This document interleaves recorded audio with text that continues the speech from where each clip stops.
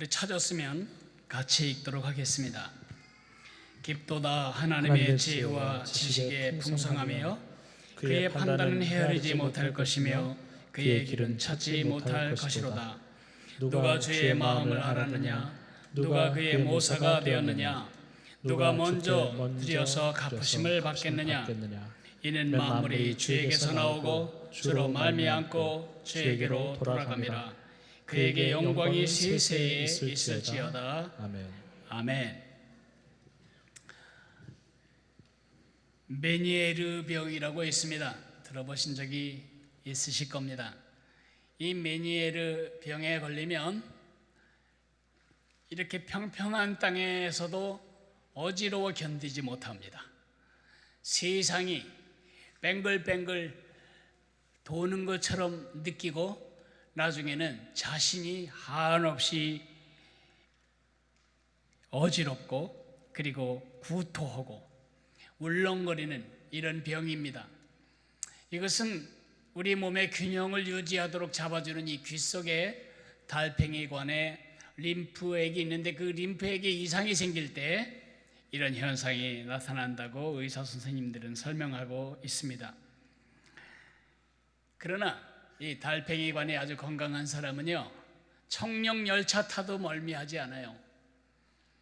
대관령 옛길처럼 굽이굽이 가도 이 달팽이관이 건강한 사람은 멀미하지 않아요.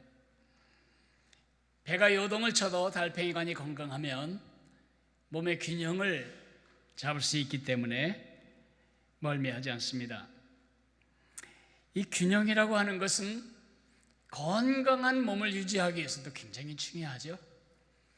먹는 것보다 쓰는 게 많으면 그 사람은 몸살 납니다. 먹는 건 많은데 쓰는 건 없으면 그 사람 살집니다. 머리가 몸에 비해서 너무 크면 대두증이란 병이 되고 머리에 비해서 몸이 작으면 소두증이라고 말합니다. 영양의 균형도 중요하죠. 우리 한 사람이 성장하는 모든 영역의 균형도 중요하죠. 육체적으로는 벌써 어른처럼 컸는데 지성적으로는 4살짜리 지성이라면 여러분은 그 건강하게 자랐다고 생각할 수가 없는 거죠, 그 아이가. 그래서 마음이 고통스러울 것입니다. 육체적으로도 지성적으로도 똑똑한데 대단히 이기적이고 폐쇄적이고 심지어는 자기 속에 갇혀버리면 이 아이는 정상적으로 학교 다니지 못합니다. 이 아이는 자폐아이입니다. 자폐아이를 가졌을 때 부모들은 행복하지 못합니다. 이렇게 한 사람이 자랄 때도 육체적으로, 지성적으로, 정서적으로, 사회적으로, 도덕적으로, 영적으로 균형이 있어야 건강한 것입니다. 균형을 잃어버린 인격은 행복한 인격이 아닙니다. 균형을 잃어버린 삶은 절대로 행복할 수 없습니다. 그래서 우리 삶에서 가장 중요한 단어 중에 하나는 균형입니다. 균형은 우리 삶을 건강하게 만들고 우리 삶을 매력 있게 만들고 우리 삶을 예쁘게 만드는 것입니다. 한 사람이 참 예쁘다 그렇게 느낄 땐 뭐죠? 생김새나 그 각 위치가, 신체의 각 위치가 균형을 잡고 있다는 뜻입니다. 균형이란 말을 국어사전에서 찾아보니까 이렇게 정의되어 있네요. 기울거나 치우치지 않고 고른 상태. 하나님이 우리에게 요구하시는 삶도 마찬가지입니다. 우리가 균형이 있기를 원하십니다. 여호수아 23장 6절에 보면 좌로나 우로나 치우치지 말라고 말씀하고 있습니다. 너무 말이 많은 것도 문제지만 너무 말이 없는 것도 힘듭니다. 그죠? 너무 외향적인 것도 문제지만 너무 내향적인 것도 문제입니다. 너무 비현실적인 것만 추구해도 문제고 너무 현실에 코박고 매몰되는 것도 문제입니다. 항상 우리 삶의 모든 영역은 균형이 있어야 합니다. 인격적인 균형, 삶의 균형을 이루는 영적인 달팽이관은 무엇일까요? 우리 삶이 흔들거리지 않고 갈 수 있는 무게중심은 바로 우리를 만드신 하나님 아버지이십니다. 그런데 그 하나님을 똑같이 모시고 있으면서도 영적인 메니에르 병처럼 늘 어지러워. 자녀를 봐도 어지럽고 남편을 봐도 울렁거리고 세상을 봐도 구토가 나올 것 같고, 그것은 우리의 영적인 달팽이관, 다시 말해서 하나님을 인식하는 부분에 문제가 생겼기 때문입니다. 우리가 인격적인 균형, 삶의 균형, 판단의 균형, 이 균형 잡힌 삶을 살려면 여러분과 내게 필요한 것이 뭐냐면 하나님의 초월성과 하나님의 내재성, 이 두 가지 속성을 균형 있게 붙잡고 있는 것입니다. 이 중에 하나를 놓쳐버리면 우리는 그때부터 이제 돌기 시작하는 것입니다. 회교도들을 보실까요?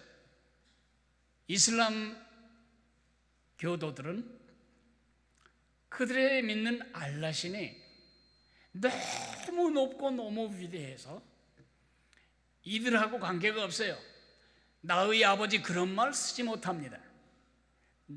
너무 높고 너무 어미로운 그 신 앞에 이들이 해야 할 일 딱 한 가지, 머리를 땅에 대고 무릎을 꿇고 엎드려 경배하는 것뿐입니다. 중세 시대의 기독교도 그랬습니다. 여러분이 유럽을 여행해 보시면 도시마다 아주 거대한 성당이 있습니다.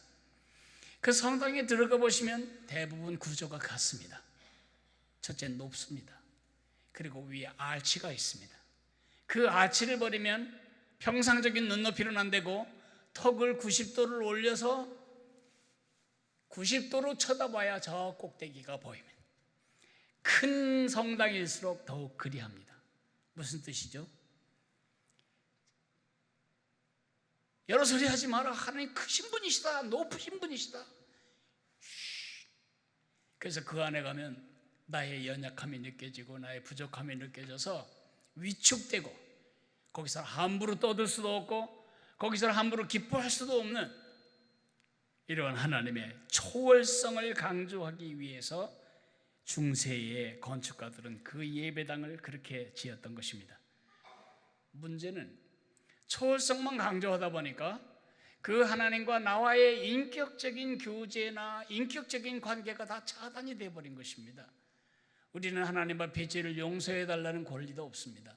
그래서 사제들 앞에 가서 고해성사를 하며 내가 이러이러한 죄를 졌는데 하나님께 잘 말해서 용서 좀 해달라고 조금 말 좀 잘 전해 주십시오. 그러면 사제가 하나님의 권위로 그 죄를 용서합니다. 하나님 앞에 직접적으로 나가지 못함, 하나님이 너무 초월하신 분이고 내재성이 너무 약하기 때문에 온 문제죠.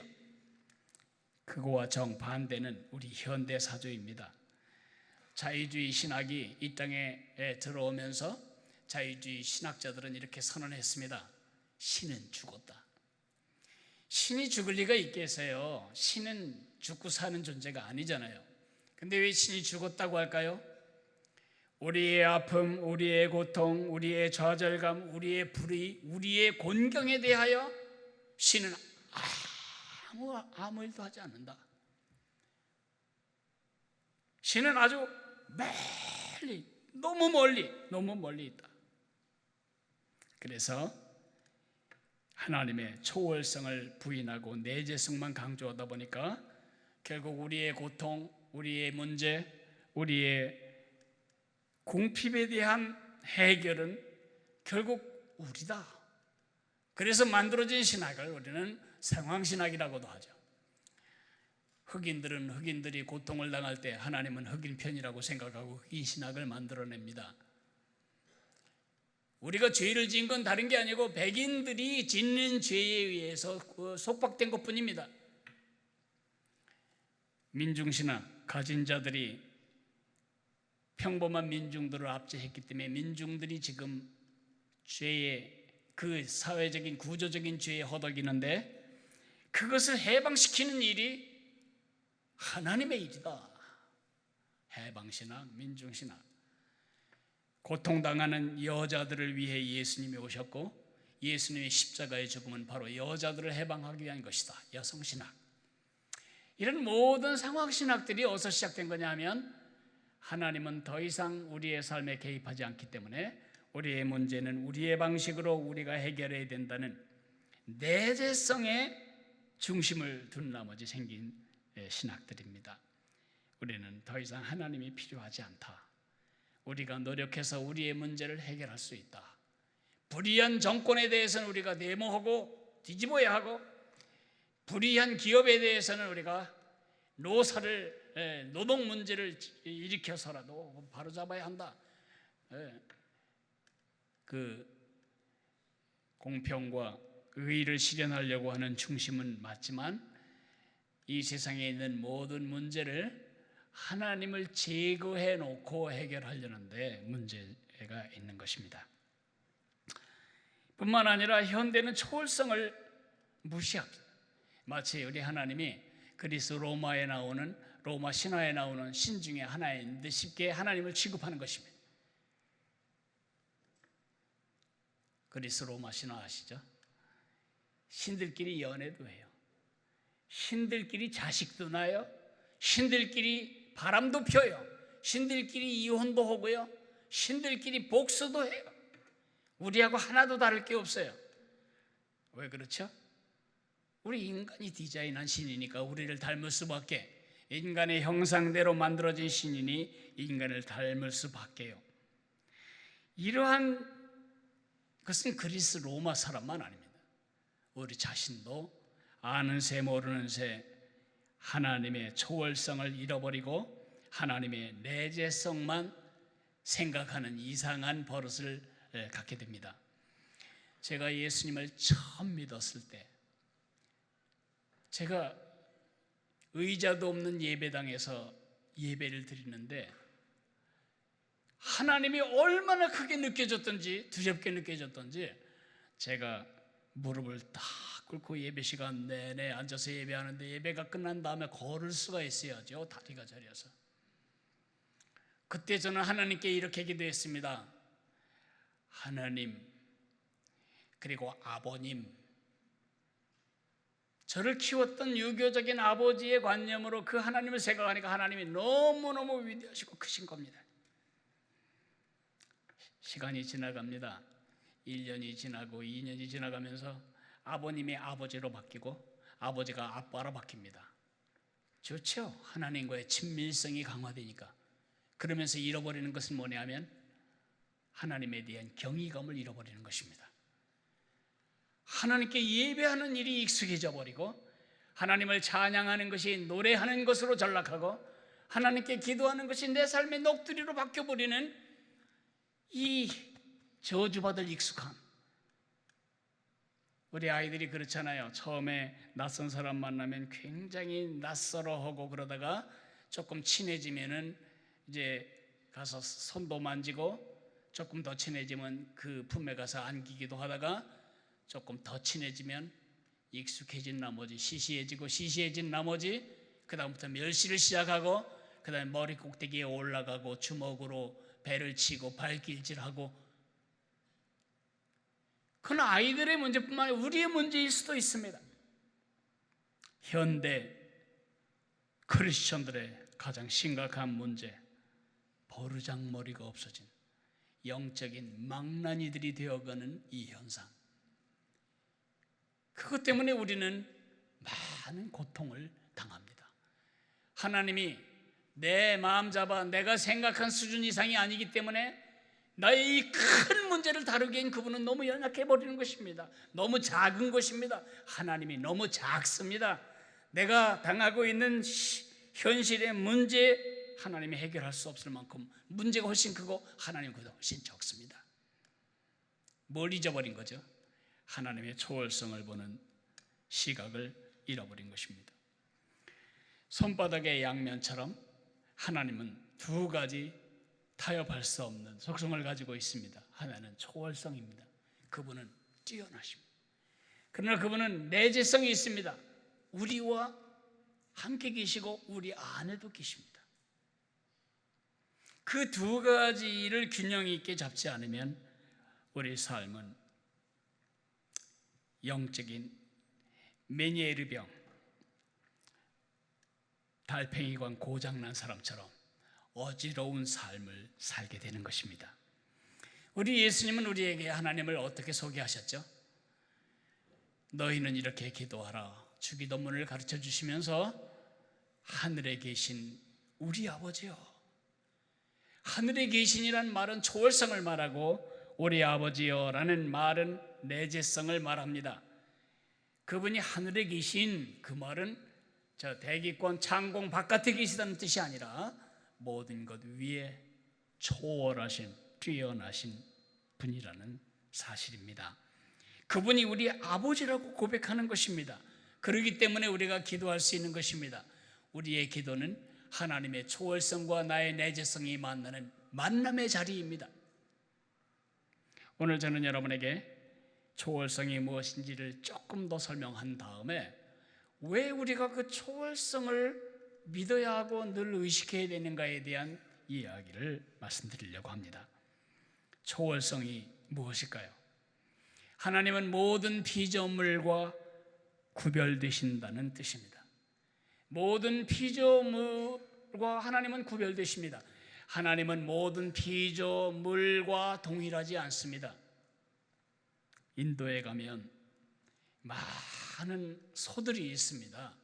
소가 길을 가로막고 서 있으면 차가 빵빵거리거나 아니면 소를 차로 건들지 못합니다. 신이기 때문입니다. 저 아주머니가 하듯이 소 귀에다 대고 지금 소원을 비는 사람을 볼 수도 있고요. 심지어는 소의 오줌으로 머리를 감는 사람도 있고요. 소똥으로 화장품을 만들어 얼굴에 바르면서 미용에 가장 좋다고 말하는 사람도 있습니다. 소를 하나님이 만드신 것은 사실이지만 소가 하나님이다, 그건 아니에요. 하나님은 소와 분리되신 분은 아니지만 구별되신 분이십니다. 하나님은 이 세상 만물을 만드셨지만 그 만물 자체가 하나님이실 수는 없습니다. 그렇게 믿는 것을 범신론이라고 하죠.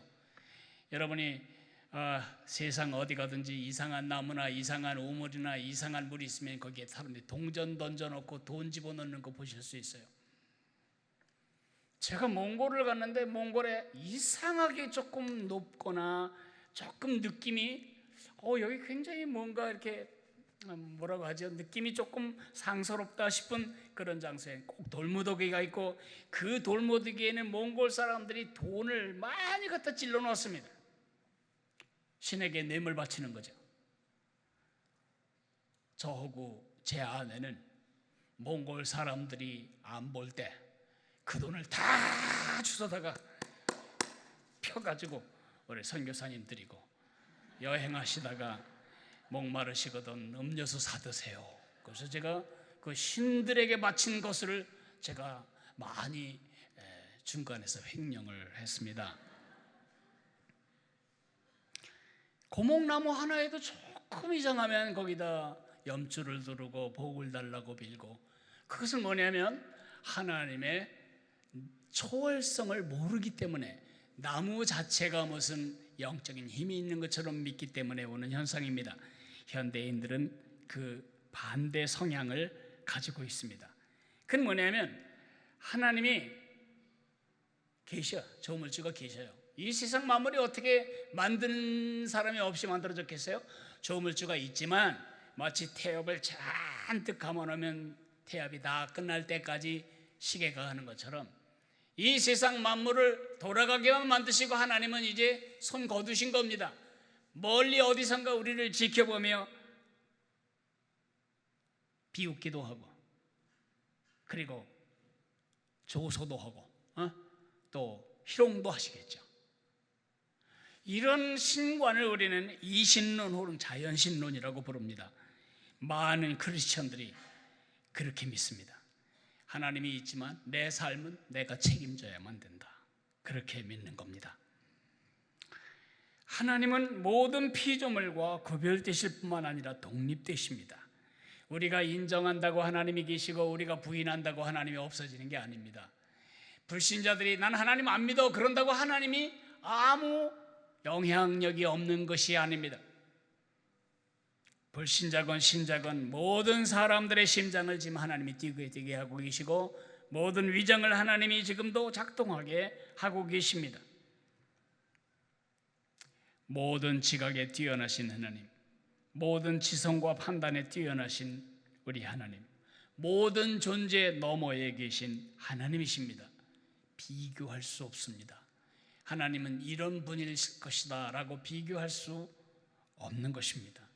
저와 지렁이가 어떻게 비교되겠습니까? 저와 곰뱅이가 어떻게 비교되겠습니까?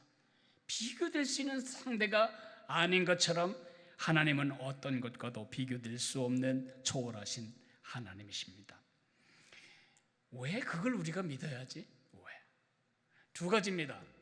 그래야 우리가 오늘을 살아갈 힘과 용기를 얻을 수 있습니다. 여러분, 가만히 있어도 구역질 나는 세상, 가만히 있어도 세상이 어떻게 돌아가는 건지 균형을 잡기 어려운 세상, 여러분을 흔들어대는 현실에 여러분이 눈을 맞추면 여러분 반드시 멀미합니다. 불신이건 신자건 불신자건 인생에는 어려움이 있습니다. 바다에 들어가서 왜 바다에 파도가 있을까 짜증내는 게 아무 의미가 없는 것처럼 죄로 멍든 이 세상, 너 때문에 나 때문에 우리 때문에 우리 모두는 다 어려움을 당합니다. 그러나 신자에게 다른 것은 뭐냐 하면 신자가 당하는 어떠한 어려움도 함정이 아닙니다. 하나님이 우리 아주 작심하고 우리를 벌주기 위해서 파놓은 함정일 수 없습니다. 어떤 어려움도 우리에게 수렁일 수 없습니다. 어떤 어려움도 우리에게 동굴일 수 없습니다. 우리 하나님의 자녀들이 당하는 모든 어려움은 터널입니다. 어떤 터널은 길고 어떤 터널은 짧지요. 터널에는 목적이 있습니다. 긴 거리 돌아가는 거리를 빨리 가게 하는 것입니다. 터널이 제일 직선거리입니다. 하나님이 우리를 어려움이라고 하는 터널 속에 두실 때 두 가지가 있습니다. 하나는 하나님이 여전히 나와 함께 계신다. 두 번째, 하나님이 좋은 계획을 가지고 계시다. 이 터널에는 하나님의 초월하신 하나님의 계획이 있고 그 초월하신 하나님이 이 터널을 통과할 동안 나와 같이 간다. 그 믿음 없으면 터널을 통과하는 내내 메니에르 병의 고통을 당하며 우리 어지러워할 것입니다.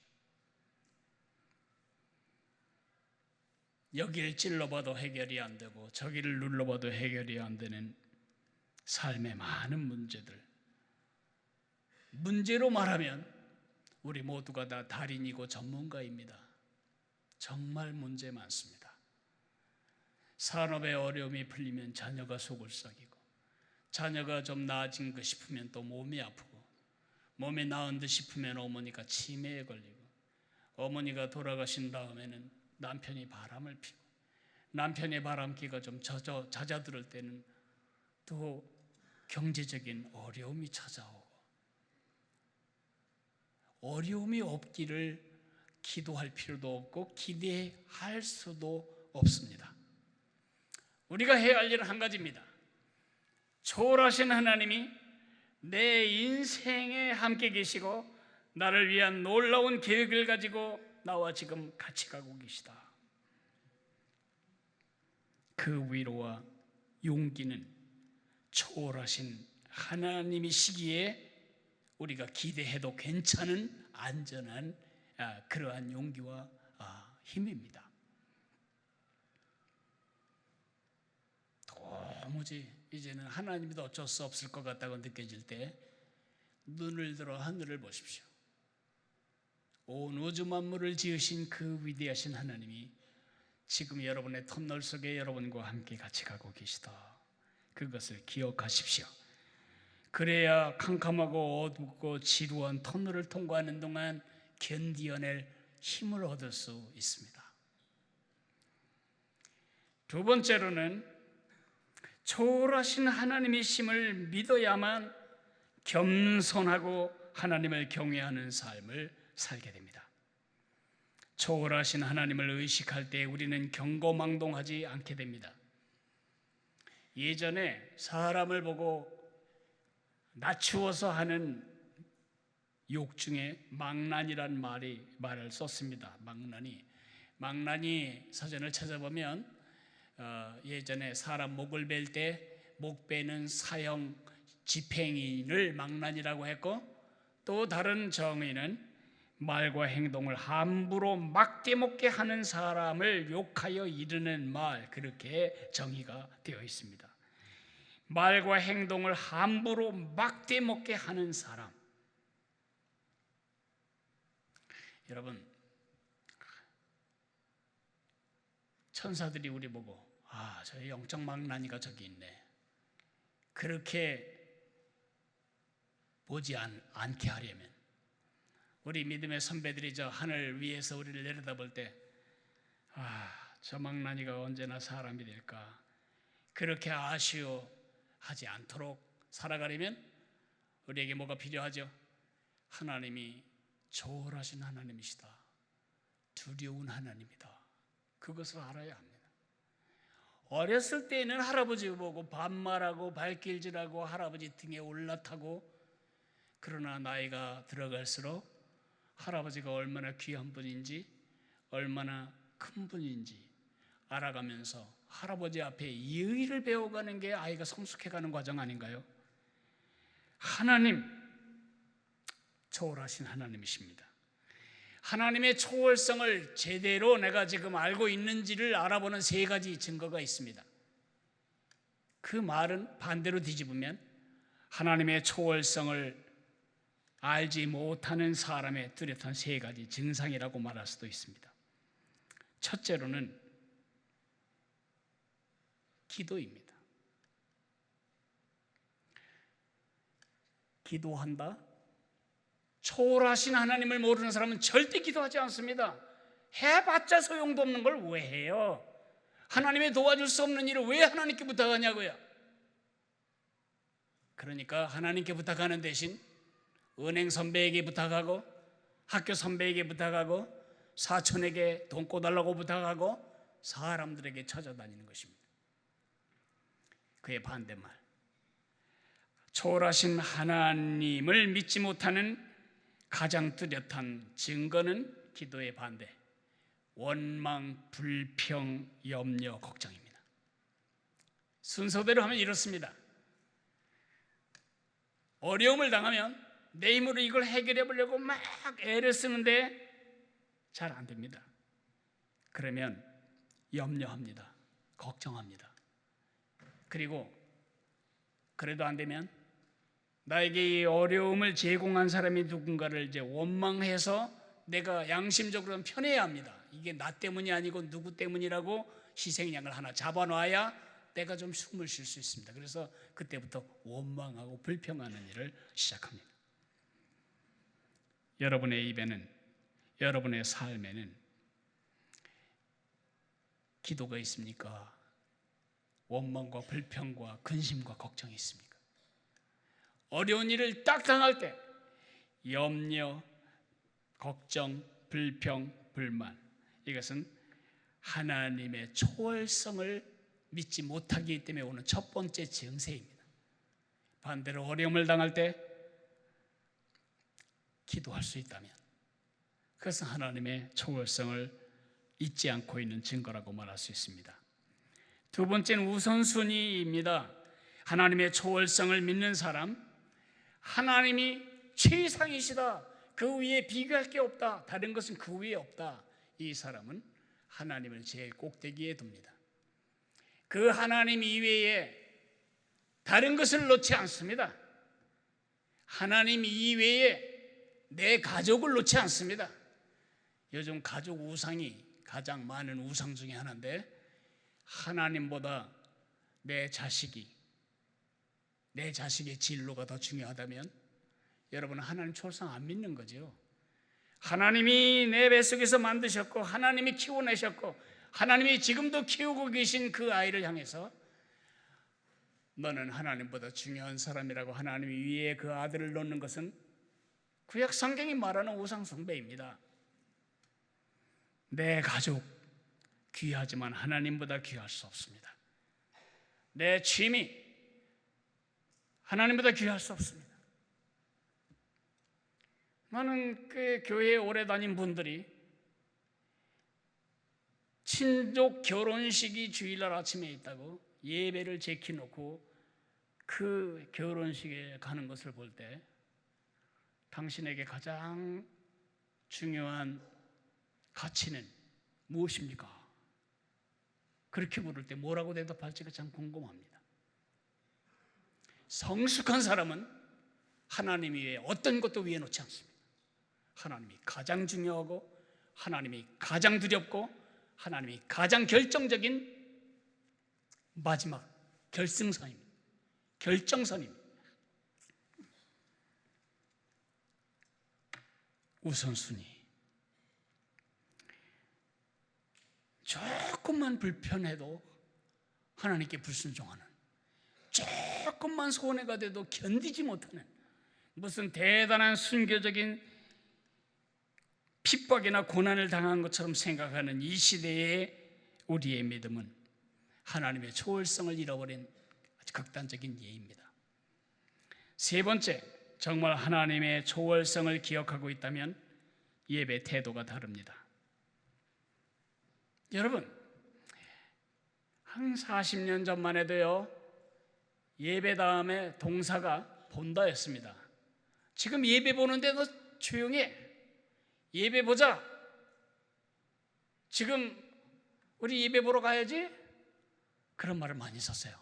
그래도 지금은 많이 말이 달라져서 예배 드려야지, 예배 드리자, 예배 드리러 간다, 드린다는 말로 많이 바뀌고 있지만 말만 바뀌었지 실제로 이 가슴은 예배 보는 것입니다. 목사는 그리고 성가대는 공연을 하고 여러분은 회중석에서 보고 뮤지컬 보듯이 또 다른 종교적인 행사 하나에 관객으로 앉아있는 것입니다. 이건 예배 아닙니다. 제가 정확하게 짚겠습니다. 예배의 관객이 아닙니다. 여러분은 예배의 관객이 될 수도 없는 사람들입니다. 어떻게 예배를 구경하는 사람이 될 수 있습니까? 굿은 보러 갈 수 있습니다. 굿하는 거 구경할 수 있습니다. 예배는 구경하는 거 아닙니다. 예배의 주연 배우는 바로 여러분입니다. 예배의 관객은 초월하신 하나님 딱 한 분이십니다. 그럼 목사는 뭐 하는 사람이냐? PD고 감독입니다. 여러분이 예배를 잘 드릴 수 있도록 가이드하고 이끌어가는 PD며 감독일 뿐입니다.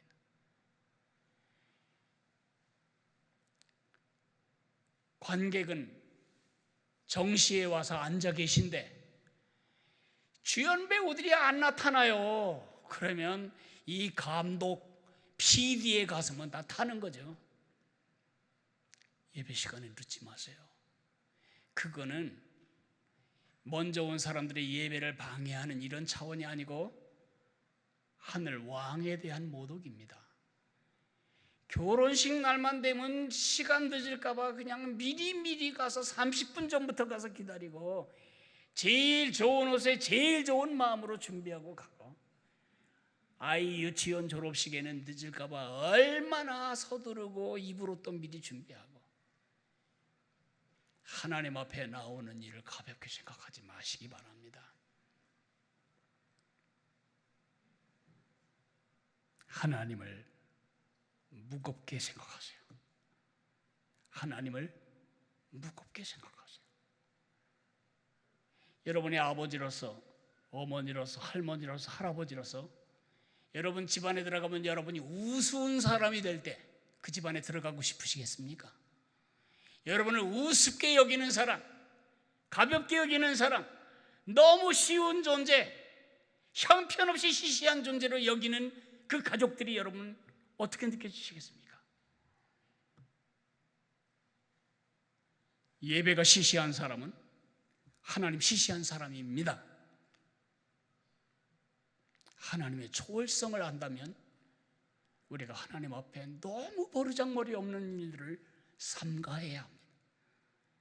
예수 처음 믿은 사람들은 다 이해할 수 있습니다. 어린아이니까요. 그러나 예수님을 믿은 지 지금 벌써 10수년이 지났는데 아직도 하나님이 너무 쉽고 너무 가볍고 너무 가치 없고 단풍놀이보다 더 예배 시간이 시시하고